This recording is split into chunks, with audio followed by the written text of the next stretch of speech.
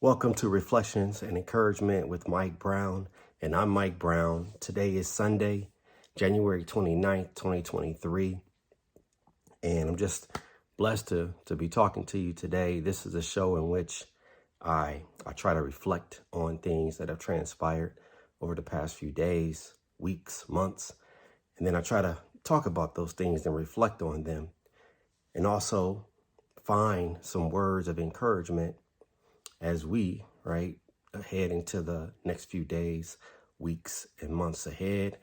It's a show in which I try to share some words of inspiration to help someone else, but I'm also trying to help myself as I process so many things that are going on in the world.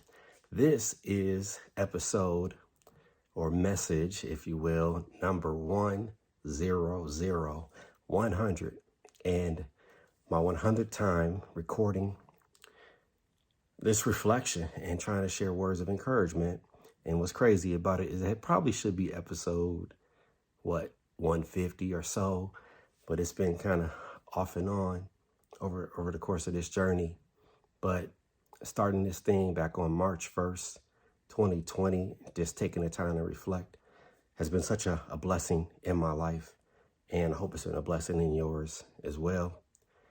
100 represents a couple things today, so it's the 100th episode, but tomorrow is actually my daughter's 100th day of school. So she's in kindergarten, she's 5, living her best life, and so I'm very happy that it's her 100th day of school. So excited for her.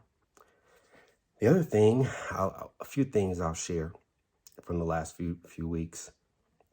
One, I was able to be part of a celebration of Martin Luther King Jr.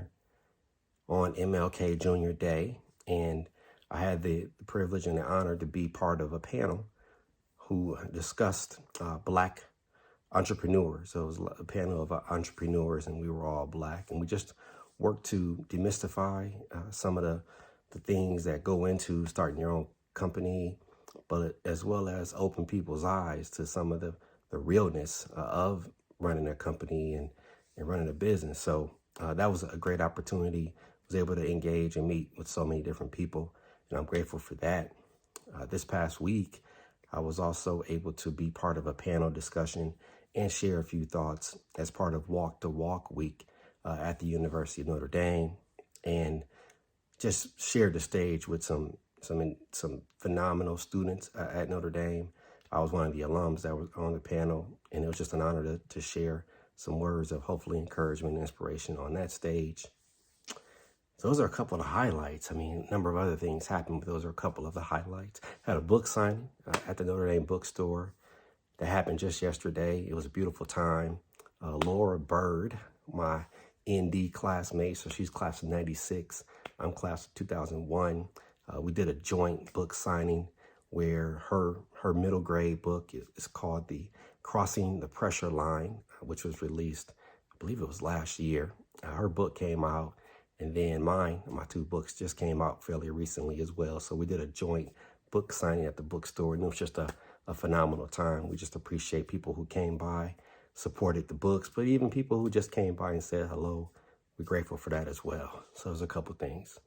Those are all a lot of the positive things that have transpired, right?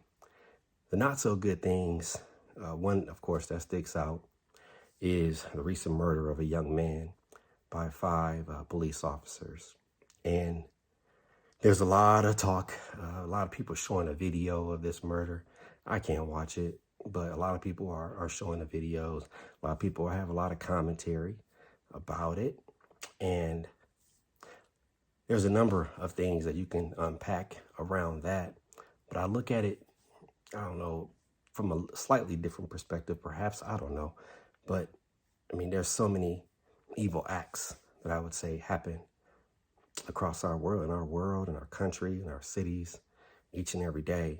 I know this one is heinous and is evil, but what I really try to dig into and I continuously have tried to ask myself, really what started in 2020 was, what can I do, right? How can I affect positive change through all of this? What's my role in trying to make a difference and trying to have a positive impact through all these different things that are happening. Should I be protesting? Should I be on CNN or something, stating my opinion? Should I be tweeting more and sharing opinions more? And that's a question that I really, really, really dug into in 2020. And I continuously ask myself today. And my answer right now is to just leverage my gifts and leverage my own sphere of influence to do what I'm put here to do. And so being an inspiration, sharing thoughts of encouragement, navigating a number of different things and just living life are some things that, and trying to process these other things that I'm put here to do. So yes, I did the book signing. Yes, I spoke at different events. Yes, I'm recording this message, but I'm just trying to do my part and share my part, and hopefully moving us in a positive direction in the best way I know how at this time in my life. So many prayers to all the people, right? Dealing with so many different things, whether it's death, murder of someone, illness, sickness, you name it. There's so many things going on, and I just pray for everybody. And so the last, on a slightly different note, the one thing I will say is tomorrow, which is Monday, January 30th, 2023, I am going to start a new chapter in my life. And it's something that's been on my heart for a long time, that I've been in a period of discernment, of thinking through. But I'm starting a new chapter, and I'll be working with a company called Unpacking. And so it's a company that's been around for over 20 years. And the entire focus of what they do is helping other nonprofit organizations obtain resources, right, to help them further their respective missions and have an impact in the lives of others. And so through coaching, through training, and really joining them on their journey is the service that they provide, and that I'll be working on the team to provide to further impact. Now, as many know, I've started my own company called Soulster, and it's a company through which I also hope to have an impact on people's lives. And so as I thought about joining For Impact, the one thing that really made it stick as we were talking through coming on is the fact that this does give me an opportunity to have exponential impact, right? So not just through the work I'm doing with Soulster, but now I can also work with a number of organizations who are reaching so many more people all over the world. And so I get to have the opportunity to have an exponential impact on others. And so I'm excited for that, excited to use my gifts to help further their mission and the mission of many others. And I'm excited about that. So I'm nervous, I'm excited. It's all the things, right? It's a new chapter, it's a new part of the journey. But I'm letting all those things sit in, I'm letting all those things process. And as we, again, continue to move forward in our respective lives across so many different areas, my continuous encouragement and my encouragement for you all today is to really take the time to discern your gifts, your talents, what your passions are, and what your purpose is on this earth. And then no matter what the noise is, no matter all the things that are happening, trying to find out and try to discover the ways in which you and understand ways in which you can use your gifts to affect positive change in the world. And whether it's in your own life, right, the lives of others that are directly around you, in your community, there's something that we all can do to affect positive change. And so no matter what it is. And so that's what I just encourage us to do, is to keep moving forward, keep leveraging our gifts and using our gifts for good.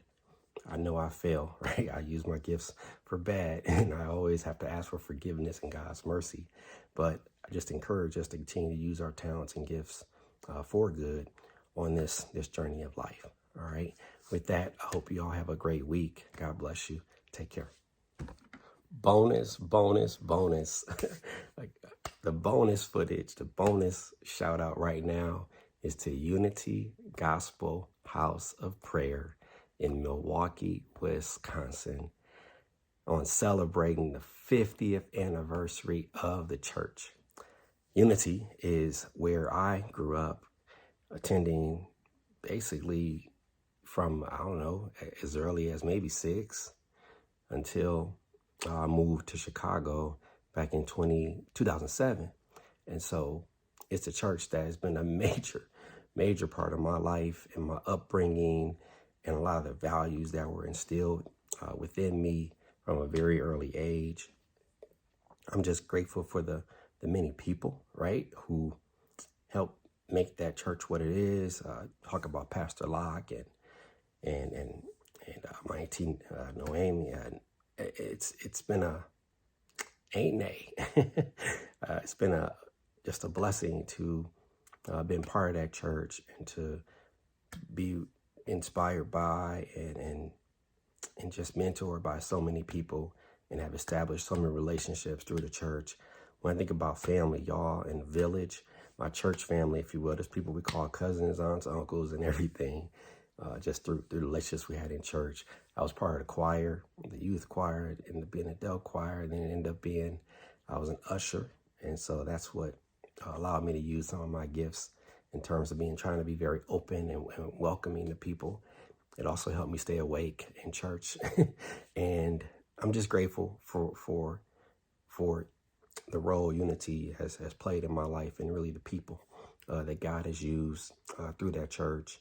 And I'm excited that the church is celebrating its 50th anniversary. So the saying is, obey God and he'll bless you real good. So that's what I'll say. Obey God, he'll bless you real good. Happy 50th Unity. Love you all. Take care.